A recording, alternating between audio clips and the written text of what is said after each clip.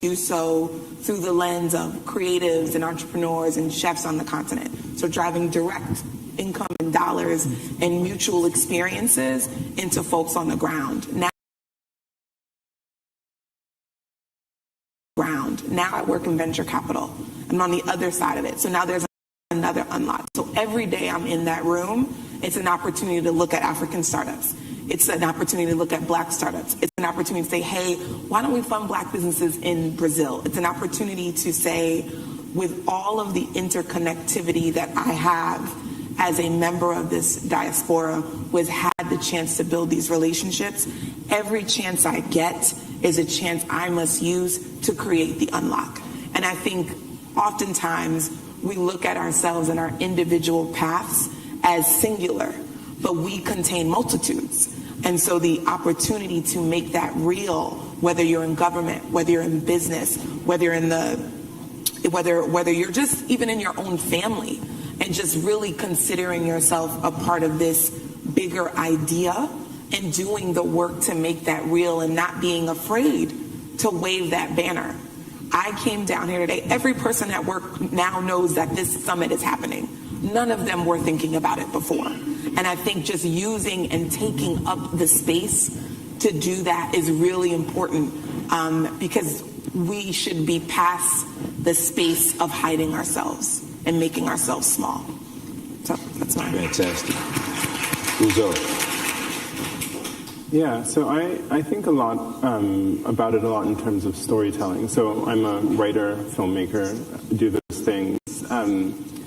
And one of the things that I keep coming back to is not just, it's not just this idea that there's a single story. It's often that I think people don't know our story. And so then they make up stories, right? And you see that then has real implications within the policy space or the business space, where people think of the continent as chaotic. But let me ask right now, are any of our countries any more chaotic than, say, I don't know, certain countries in Europe that are undergoing some bad things right now? You know, like, are any of our people any more, you know, like, dishonest or corrupt than, say, I don't know, like, people in the United Kingdom? I didn't call them out, but I did. You know, who are offering no-bid contracts for COVID supplies. Like, these places have stories and narratives that people believe in, right? When it comes to us, people don't know our narratives. So one of the things that I think is most important is, one, getting that data, and that data can be artistic, it can be cultural, it can be the paintings we do, the movies we make, the films, the stories, the music. It can be actual hard data. For example, how are Africans perceived or written about in newspapers? At the Africa Center, which I run, we're doing a study, for example, on how newspapers mention different African countries, people's stories, who writes those stories, you know, where those stories appear, what those stories, whether they get bumped in relation to other stories. You know, say, for example, does a conflict on the continent get pushed down when you have a conflict in Europe, like what's going on in Ukraine? You know, we do things around, for example, what do we think about things like climate change? What are the stories we're telling ourselves? I've written about this when I wrote about HIV/AIDS. There's a whole narrative that was, you know, the wider world had about us. But we had a very different narrative about ourselves in terms of how we had sex, in terms of how we formed relationships, in terms of how we cared for our sick. But people don't know that, and that's a problem. And so I think one of our main tasks in terms of reorienting people so that they think of us not as a place for, you know, charity or help, but as a place for investment, is really telling that story. It's not $100 billion, for example, for loss and damage or whatever nonsense it is they're saying at this point in time. It's $4 trillion for investment in a climate future for the world. That's a very different story that we can own and that we can control if we tell it and if we make sure to keep telling it to anybody who's out there who can listen. Fantastic. Thank you. Absolutely. Wow. I'm going to piggyback off what Uzo said. You know, I read a funny tweet yesterday that said, you know, the president of Africa is in town, so there's a lot of traffic in D.C. And I thought that was pretty interesting. You know, the first baseline, in my opinion, is just education, right?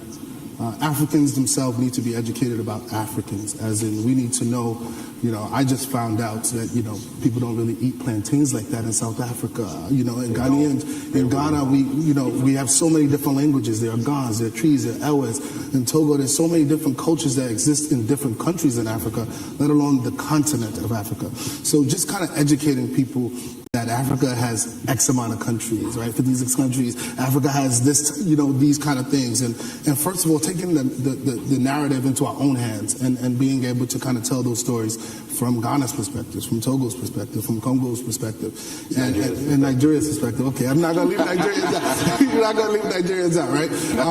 And being able to do that. And thank God for technology, right? Technology is allowing individuals in different parts of Africa to communicate to each other in seconds.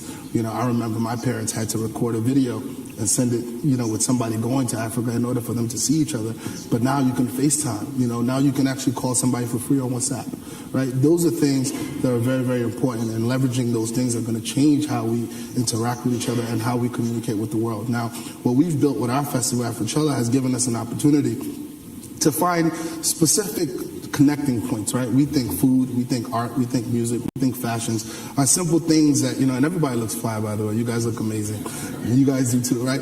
We think these are simple connectors that allow people to be able to communicate culture, right? And if we can leverage these things to be able to build bridges, then we should be able to do that. And our festival has leveraged Fortune 500 companies such as Twitter, and some of my partners that allowed us to do that are here, YouTube, right? Meta, some Google, right?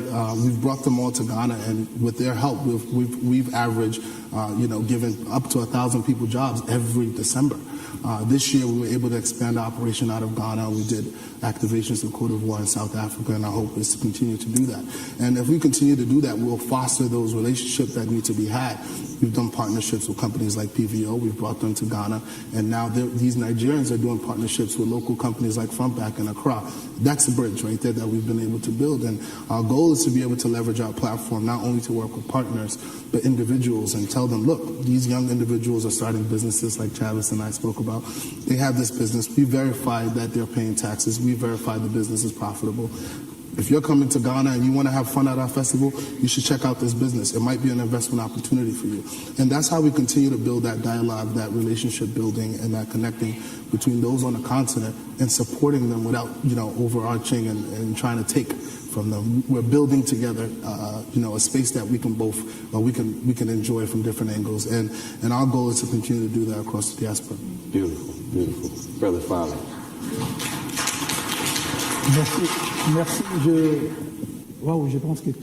I think that everyone has spoken so well. I am going to go to the side, but on the good side.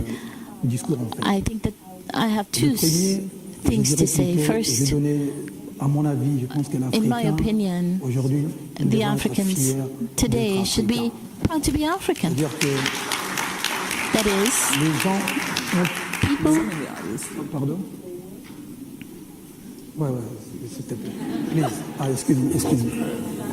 Thank you. First of all, I think everyone has really expressed themselves very well, but I have two things that I wanted to add for myself. The very first is that today Africans have a lot to be proud of. They should be proud to be African. Okay. Il ne faut pas juste être fier d'être africain quand ça vous not arrange. just to be proud of Africa when it's good for you. Il ne s'agit pas que d'être fier d'être africain quand ça vous arrange. You can't just be proud to be African when you feel like it. Aujourd'hui, si on veut vraiment today, if we really au moment de la we're mondialisation, living in the l'Occident nous a ramené moment of beaucoup de choses qu'on est globalization, and technology has brought us a lot of things, and we're thankful for it. But we have to always keep a part of our culture and our authenticity. The things passed down to us by our ancestors are There's a not lot of necessarily globalization these bad. days. We've gotten a lot of good things from the West, certainly, but I think it's extremely important for us to keep our own culture, our own authenticity. Parce qu'aujourd'hui, avec la venue des réseaux sociaux, les Africains, excuse-moi, mais les Africains sont devenus incontrôlables. Les réseaux sociaux ont rendu les Africains, je ne sais pas, je ne permettrai pas de le dire, mais Social media, pense que les réseaux sociaux, c'est voilà, everyone c'est thinks une façon de régler leurs problèmes. Je trouve ça vraiment regrettable. use social media I to think that deal in with their some sense problems, you and could I think say, that's regrettable. much as I hate to say it, that Africans are kind of uncontrollable these days. They're kind of all over the place, and I think it's important to come back to ourselves as well. Mais sauf Quand il y a des problèmes dans d'autres pays africains, When il y a there are pas de problems in solidarité. other Je prends un peu l'exemple de African mon pays. countries, there's no solidarity. There I are can take problems my country as an there's a lack of example. solidarity when there are problems in other African countries. I'd like to talk about my own country. Déjà nous-mêmes Africains, nous sommes divisés. We Allez Africans voir are les divided autres. amongst ourselves. Par exemple, nos frères For maghrébins, example, ils veulent pas qu'on les our traite des North Africains, African ils sont friends maghrébins. don't want to be considered as Africans. There- They're There are Maghrébins, they're divisions North within Africans. Africa. For example, the North Africans from the Maghreb often will not consider themselves to be part of Africa. Et puis voilà, And Centrafrique, de l'Afrique anglo-saxonne, tout ça. Central On veut- Africa, Moi, English-speaking j'aimerais qu'on Africa. soit juste africain. Point barre. I think that we should People just break all be themselves up. They African, say we're from period. Central Africa, we're from North Africa, but that's not what we need to do. Everybody is African, period. Et par exemple, pour parler de mon pays, For example, to talk about my own country, while we are here in Washington, D.C. in the United States, there are people being killed in the eastern part of my country. There are wars. People are being massacred, women, children, because of a war that we don't understand. And today, personne n'en parle. no one talks J'en about profite it. d'ailleurs pour vous dire, I am taking les this messages chance et surtout to do passer le so message and à la to communauté transmit the internationale, message to the international à tous ces community, organismes to all internationaux, these international car ce qui se passe au organizations, Congo, because what is going c'est on in vraiment pas Congo is acceptable. Il y a trop de unacceptable. morts, ça doit cesser. There are too Et many même deaths. d'autres It Africains has to s'en stop. foutent carrément. Even Personne ne other passe- Africans, they do not personne n'en care. parle. No one Les gens talks about it. font People semblant de ne rien entendre, pretend de rien voir. that Moi, they en don't tant see, qu'Africain, they je don't suis hear. fier de l'être. As an African, I'm proud to be African. I am a child of Congo, and I say to my brothers, Ensemble, il faut être we must be together. We must have Even while I have solidarity. been here in the United States, there have been people dying in the east of my country, men, women, children being murdered, and it's not being talked about. No one is talking about it here. And I think it's very important that we get the word out. So that's part of what I'd like to do while I'm here, is to make sure that people are talking about this. It's not acceptable that people are dying in my country and everyone is sort of turning away, pretending it's not happening. So I am proud to be African. I'm proud to be from the Congo, and it's important for all of us to stand together. Thank you. Thank you. Thank you all so much for joining us for this wonderful conversation, which we hope will continue. As I think about a closing statement, I would just say that there was a time in which we were together on the continent, and a time in which we were separated. But even in our separation, our fate has always been linked. When the continent was under colonial rule, we were under the hell of chattel slavery in the United States of America. When the continent was embroiled in the anti-colonial movement, our people in America were embroiled in the civil rights movement. And since that time, both fighting on each side of the Atlantic against challenges with governance and access to the democratic ballot, challenges with security forces in our countries and the way that they have put themselves in opposition to our lives and our livelihoods and our success. And so when I think about that linked fate in the past, I also think about it going forward and all we can do together in the future. Thank you guys so much for joining. Thank you.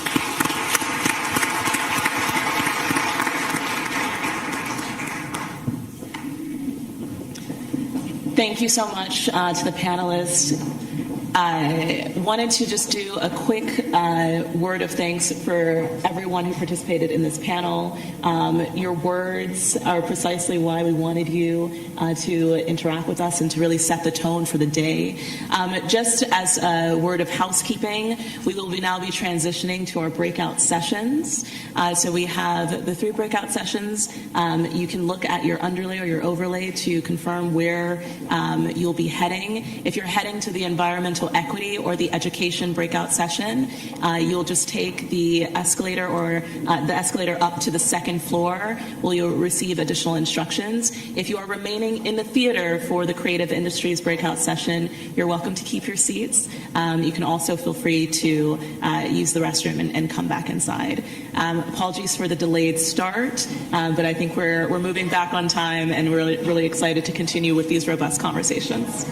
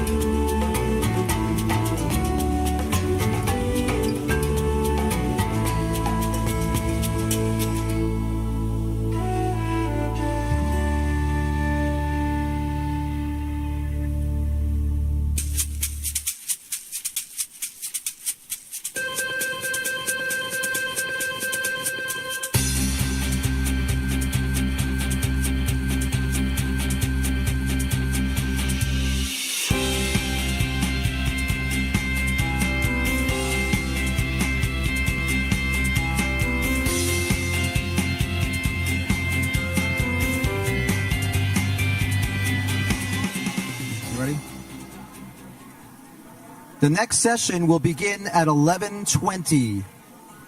Everybody, please, the next session will be starting at 11:20.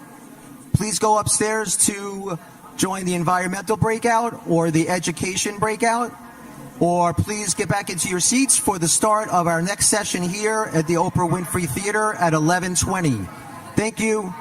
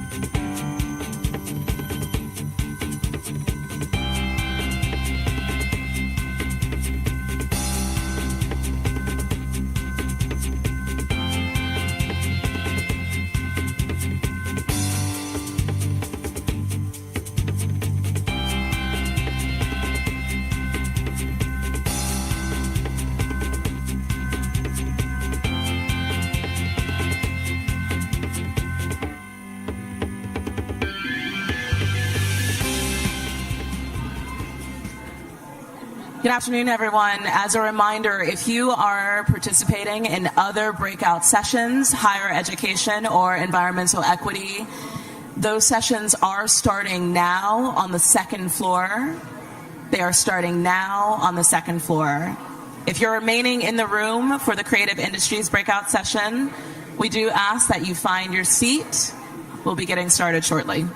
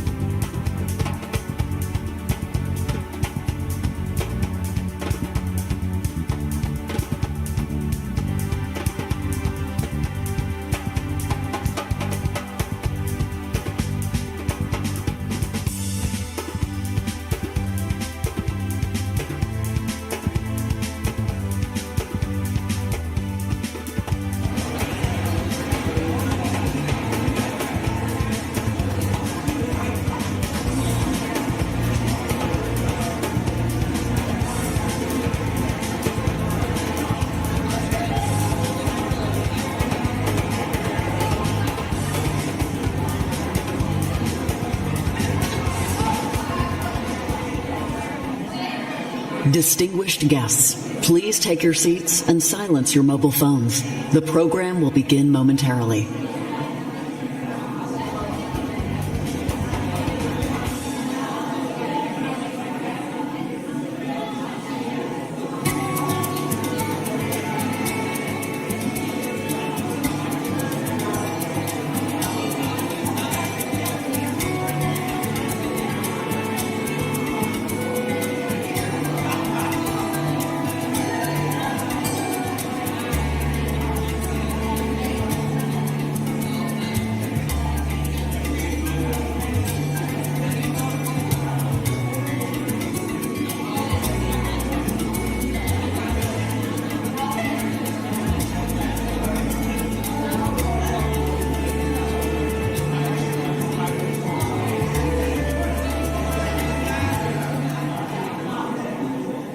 Distinguished guests, please take your seats and silence your mobile phones. The program will begin momentarily.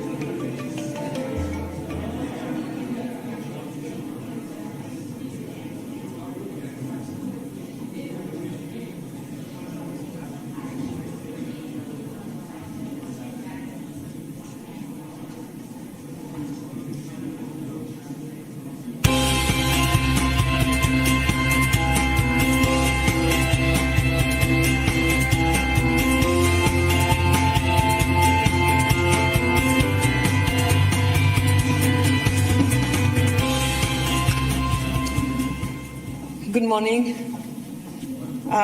It's an honor to open today the first session of the US-Africa Leaders Summit. It's wonderful to be at the first summit in 8 years. Hosted here in the Oprah Winfrey Theater at the National Museum of African American History and Culture. This wonderful museum, as you know, has been designed by an African, Sir David Ajay, and inaugurated by President Obama in 2016.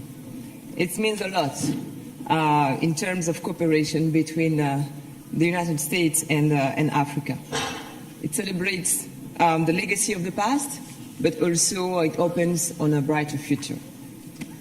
The Atlantic Council's Africa Center I run is honored to cooperate with the White House and the U.S. State Department on these morning sessions focused on creative industries. Creative industries is our signature at the Africa Center. When I started this work, I wanted to first to improve the knowledge of the African continent, a continent very badly known even by Africans themselves, because they have been cut from their roots, from their history, from their stories. To improve the narrative too. I mean, the way we talk about Africans. Everybody talk about Africans, except the Africans themselves, because they don't control the means to tell their own stories. Maybe that is why those stories are so negative, so pessimistic. And the third goal was to instill is to increase the investments on the African continent. Investors are critically important to develop a continent that needs job creation. And through creative industries, you can do all these things. Through creative industries, you can tell a story that is beyond entertainment. It's a key tenet of our strategy. It's about beyond entertainment. It's about promising economic market, a new narrative. It's also about an African soft power. It's about you, global Africa, because Africa is not only on the African continent. Africa is everywhere, beyond the borders, here in the United States, through this African American community we know very well. We represent the French diaspora in Europe, and from there we have been prevented so much from speaking to each other. So I'm very happy today to be here, because as Senegalese, as French, and now here working in the United States, I can finally build this bridge between at least 3 continents and talk to all these diasporas today. That's why it's so important for me to work on creative industries. And when I started this job, my colleagues told me, and what about security? Because Africa is always seen as a threat and not as an opportunity. Okay, security is important. There are so many hotspots. And my friend Fali Pupa talked about the DRC and the Great Lakes and what people live there. And of course, we have to care about Ethiopia, the Horn, about the Sahel.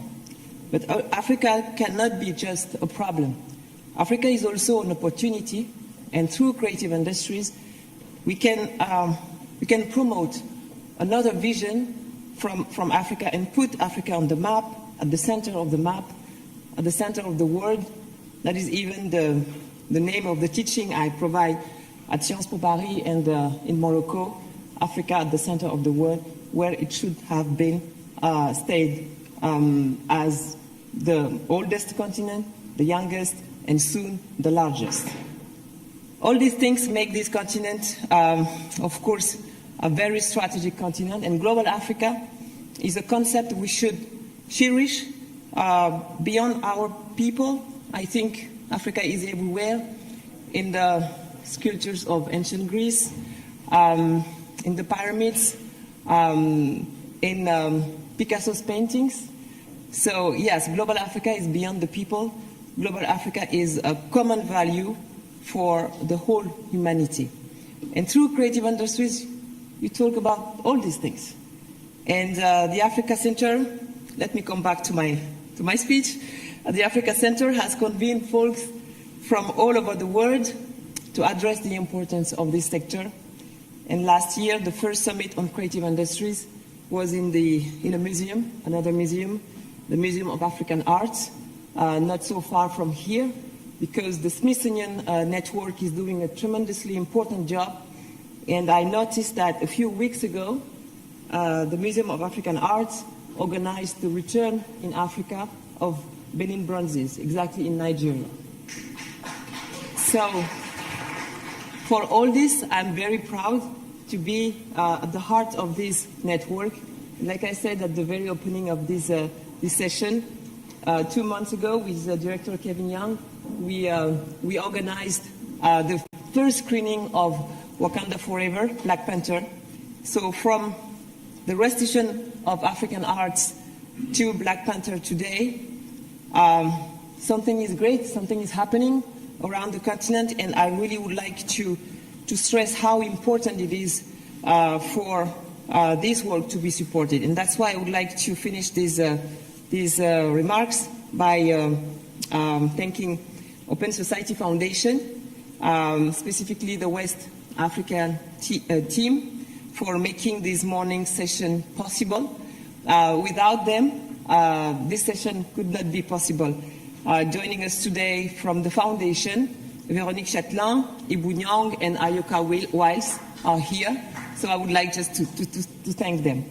Yesterday, we also hosted at the Africa Center in another museum, the Renwick Gallery, another Smithsonian museum.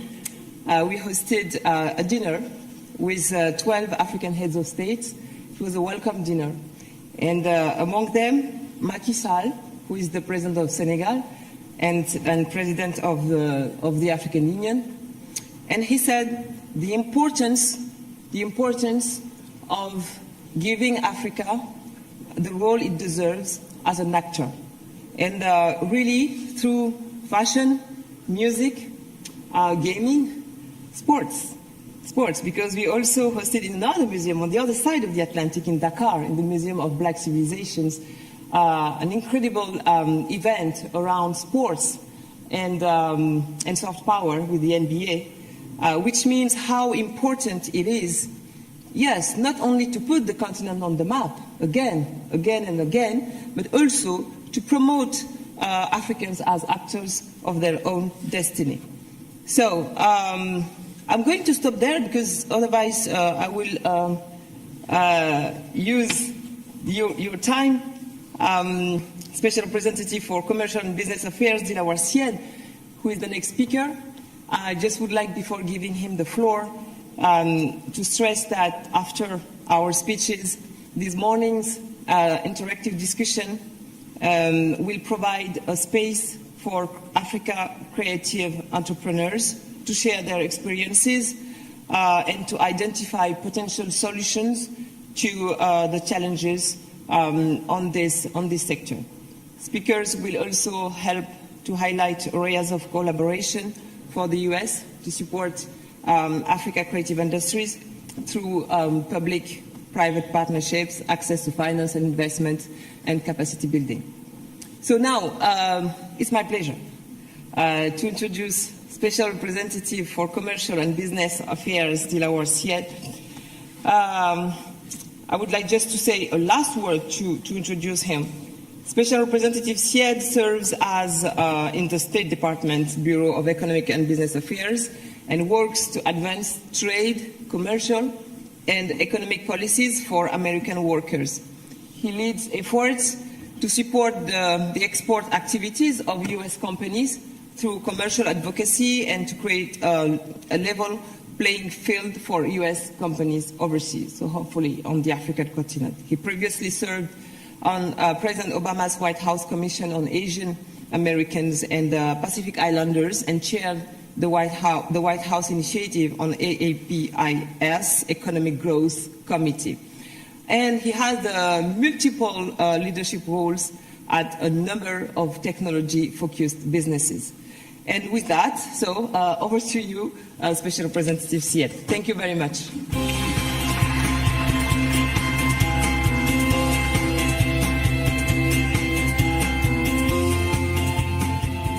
Good morning, everyone, and glad to be here.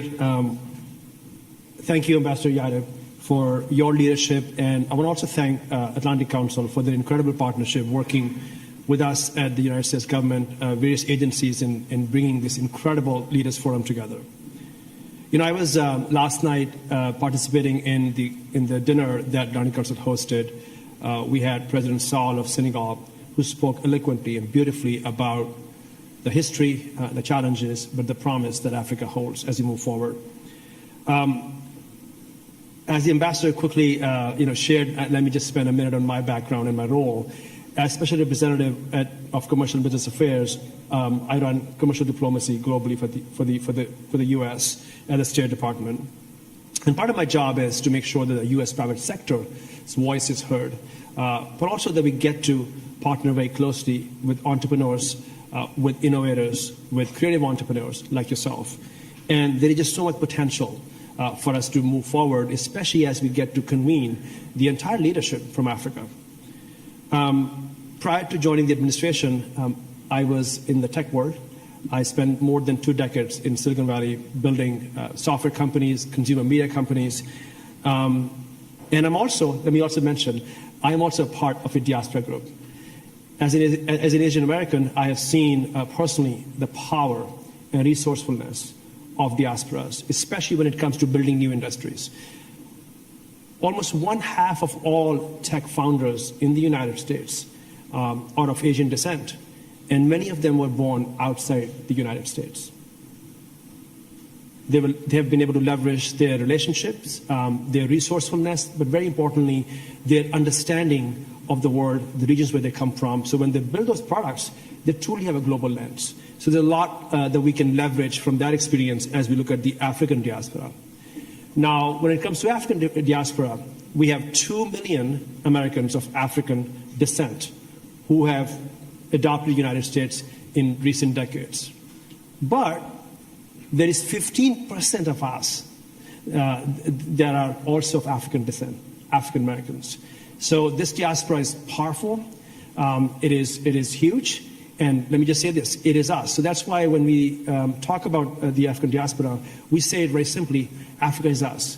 And so when it comes to U.S. creative entrepreneurs, and I've met some of you in the back room, you have a huge opportunity to work with this incredible asset that we have in the United States, with the affinity, the cultural affinity folks have, relationships they have with Africa, and their desire, strong desire to support you.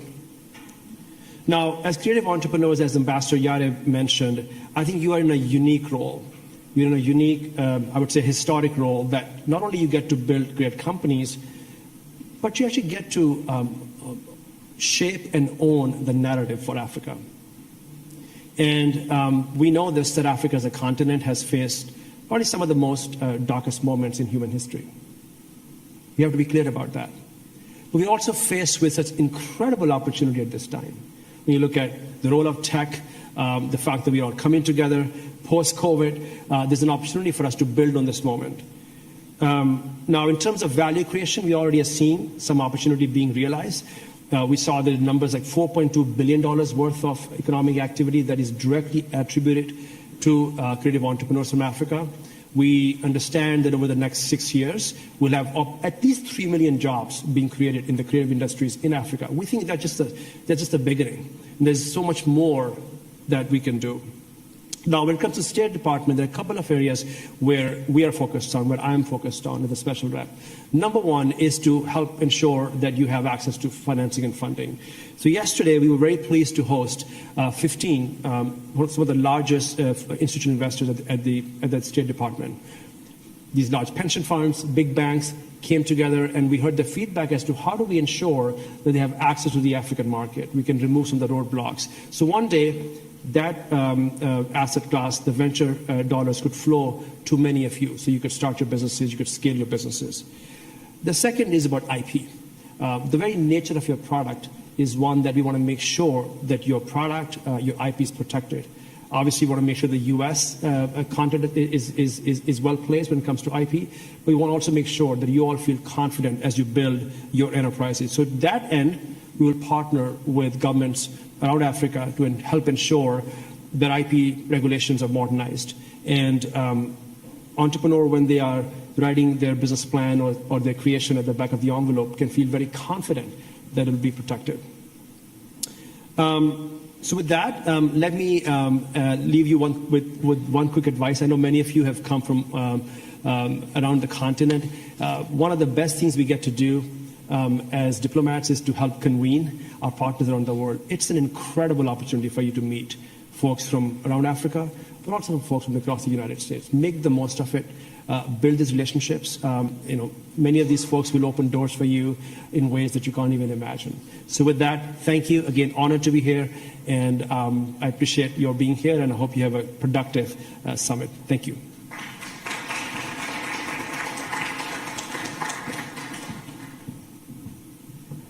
Please welcome Toyin Uwesu Uhuebu and today's panelists to the stage.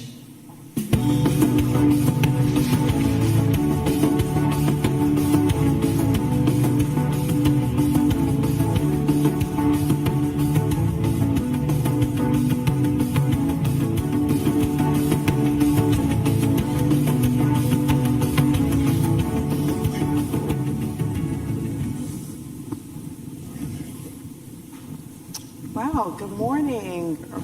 It's still good morning. Good morning, everyone.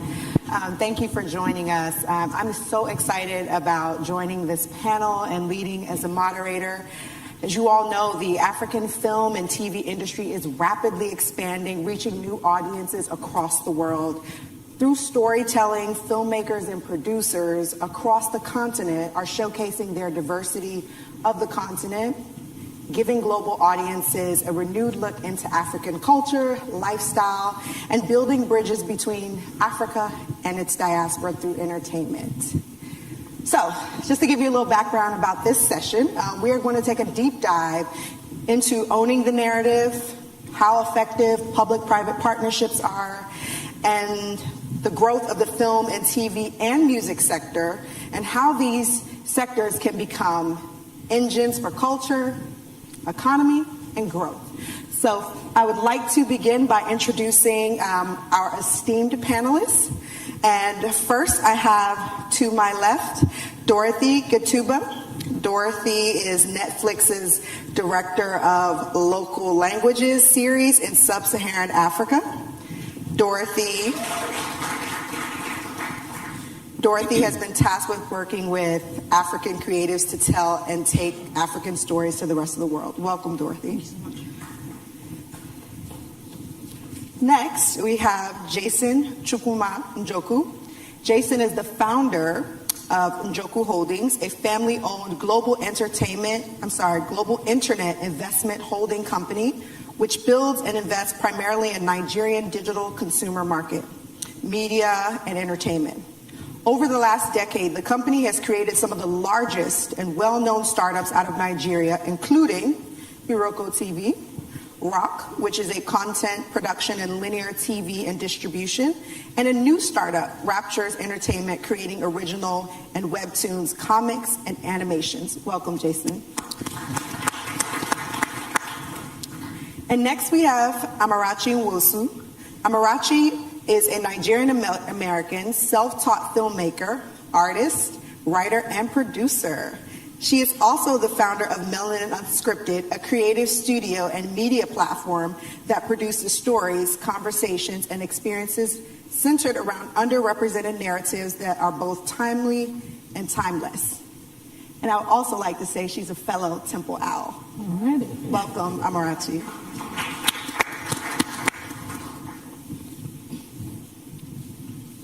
And next we have Linus Idahosa. He is the founder and president of the Del York International Group and the visionary behind the Del York Creative Academy, one of the largest international schools for film and television in Africa. Welcome, Linus. And next we have Wilmot Allen. Wilmot is the co-founder of the International Writers Lab, an accelerator and fellowship program for experienced writers of film and television. The program showcases African writing talent, connects the film and television ecosystems to Hollywood's creative talent and content buyers, facilitates deals for writers, and catalyzes job creation and investment into the creative sector. Welcome, Wilmot. And last but not least, we have Tunde Ajaba Ogundikpe, popularly known as Tunde. He's a first-generation Nigerian-American music tech executive, podcast host, and entrepreneur. Tunde currently serves as the SVP and GM of African Music Strategy and Culture at Sony Music, The Orchard.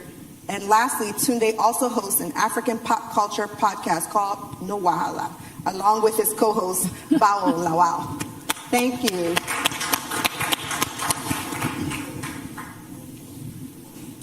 So I'd love to get this conversation started, and I have a couple questions for our panelists, and then we will also open it up to attendees here as well for questions. So my first question is to you, Jason.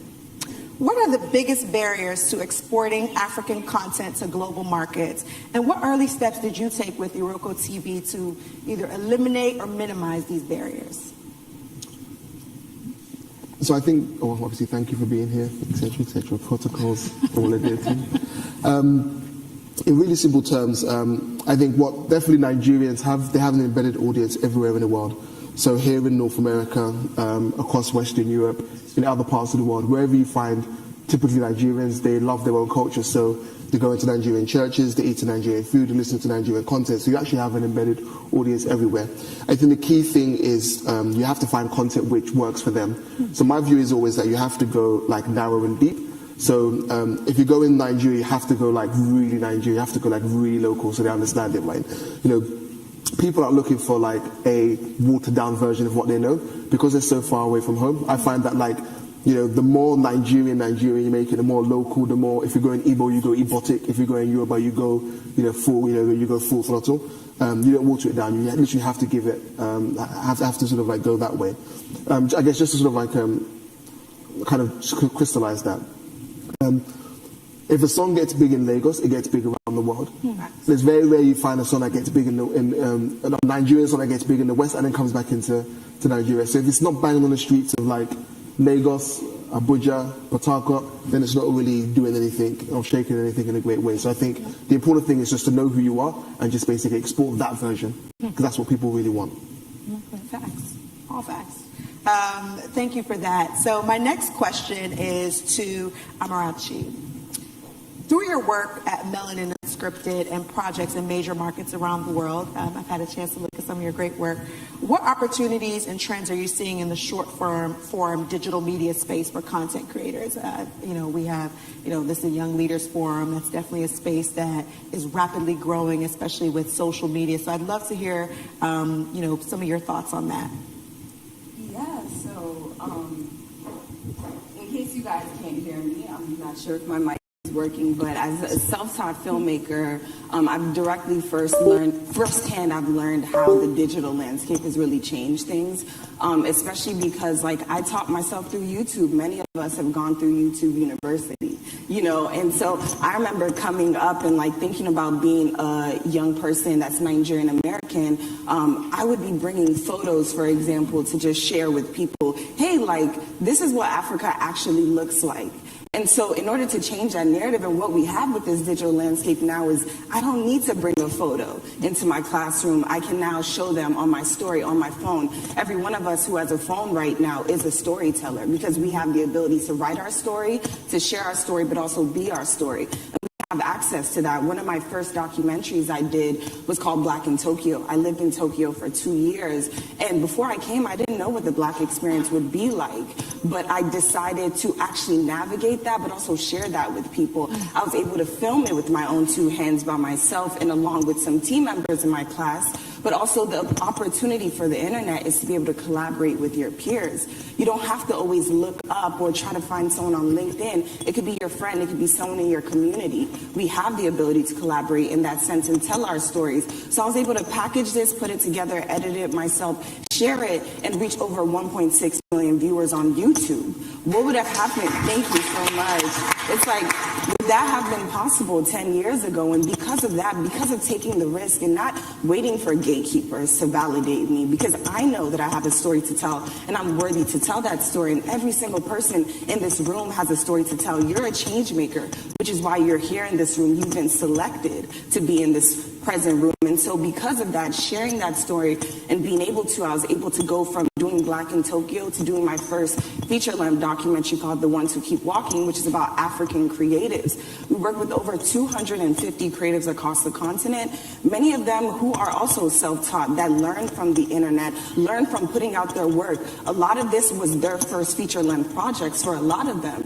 And because they took the risk to put out their work and share their stories, we were able to pay attention and share that. But for many people, they don't see that possibility because they feel like they have to get access to a major film executive. But we know now that we don't have to do that. And so really it's just about telling our stories. If you have a phone and you have a story, you can share it. Don't wait for anybody, but be willing to put it on these platforms because you can find your consumer and you're limitless, you're boundless in that sense. Thank you. Great words of advice from real experience. And so I know you touched upon digital, but I want to kind of bring this back to the film space. And Tunde, I'm looking right at you. You've been at the center of music and film in many of the projects that you've worked on, and one very recently, Woman King. I'd love to, just hear from you as to what are some of the trends and opportunities you're seeing as far as like African content and stories going global and, just becoming more widely accepted in more audiences. Thank you, Toyin. Before I start, I want to give a shout out to Jason because I didn't know he was going to be on this panel, but I'm actually a huge fan of him, and I honestly think that I wouldn't have been able to do what I did at Spotify and even now at Sony without seeing Jason's work. I was raised in Connecticut, but very immersed in a very Yoruba Nigerian household, and seeing people like Jason create things for the continent, by the continent, and create streaming services and empowering creatives inspired me to be able to tell stories and advance narratives with the resources I had as well, right? So we talk about the work that we've been doing at Sony with like The Woman King and prior with projects like Black is King, Beyonce. It's been really, really great to see narratives concerning Africa penetrate the pop culture space in ways that I don't think we've seen to this level ever, and probably most comparable to maybe like the early 2000s when the internet started to kind of become something that was penetrating African homes. It's really cool to see stories that are authentic or as authentic as possible being told by our people and to our people. Black Panther was another wave that we can talk about where a narrative was driven by Marvel, right? But then also the soundtrack for that picture shook everyone, like pulling all these African artists from across the continent and creating a narrative through music that was able to not just fit the film, but propel the film into a different space. I think those are important. I think more of that is coming. And yeah, I think that trend is something that's going to hopefully go upwards. Great. I couldn't agree more. We're seeing that in just more films that are on their way, and as more music is coming out of different countries, not just Nigeria, but across the continent, and people are picking them up, and just it's everyday music. So I couldn't agree, like I said, couldn't agree more. I'd like to turn to you, Wilma, and also just talk a bit about, some of the work that you've done with International Writers Lab. What advice do you give fellows trying to navigate some of the business elements that they will face, such as contract negotiations, financial marketing, and distribution? Because there's always the creative side, but there's also the business side, which is very important. And I'd love to hear your advice on that. Sure. So in the spirit of acknowledging the influence of peers on the panel, I just want to say thank you to Dorothy Katuba, because when I arrived in Kenya about 6 years ago and was interested in film through her company Spillworks, she took me in and took me around the ecosystem and explained to me how things work there. The International Writers Lab was founded in 2021 and being very intentional about connecting the Hollywood ecosystem with that of Africa, and more specifically historical diaspora with contemporary diaspora with the people of Africa. Very intentional about that. And one of the things that we've done is also be very strategic about our partnerships. So myself and Pauline Fisher of Pauline Fisher Media, who worked at Netflix back in the day, some of you may not remember, but you watch Netflix on DVDs. So back in the day, she was part of the acquisitions group and actually helped acquire Beast of No Nation with Mr. Elba. And also the Black House Foundation, which is a trade association that promotes diversity in Hollywood. We had other sponsors, local as well as international. And the reason that background is so important is because we fit them all in. I forgot one, color entertainment. So for those who are in Hollywood, you know, color entertainment, like Black House, has been a staple of promoting diversity. And so the way we structure our program is that we have a masterclass format for experienced television film writers and now moving into animation. There's also a pitch fest. So we brought in Hollywood executives, agents, and others for them to pitch to so they understand the pitching process and how to brand. But because the foundation is writing, we really wanted to focus on getting them exposure to experienced writers. So the person who facilitated our first cohort of film writers was Matty Rich. You guys may remember straight out of Brooklyn.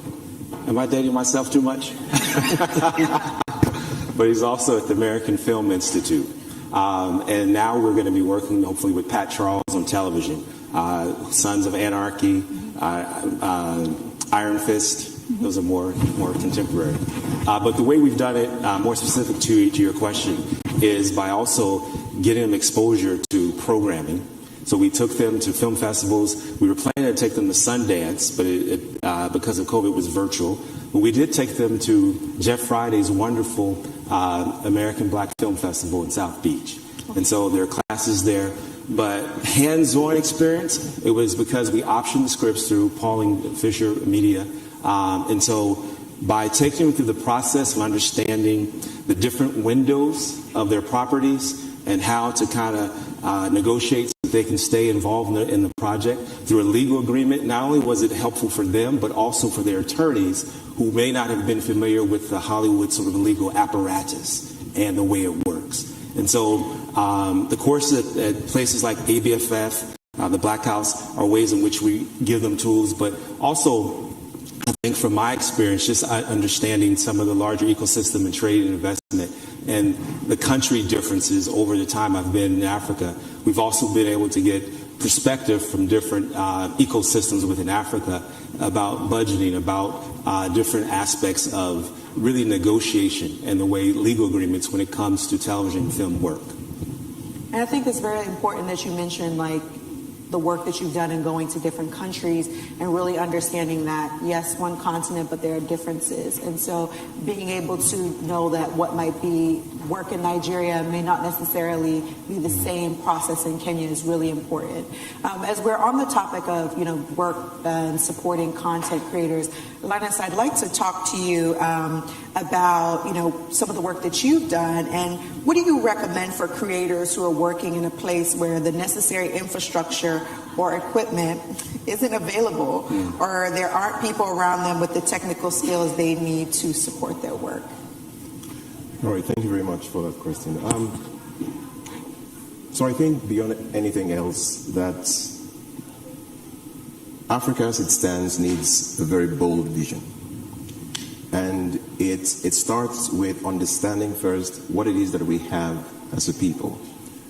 Over the past 10 to 12 years, we've been actively involved in building capacity for those in the creative industry across the continent. But we understood something very clearly. We understood the fact that we needed to be in a space where the types of creative content coming out from Nigeria, which is our place of origin, was that could compete favorably with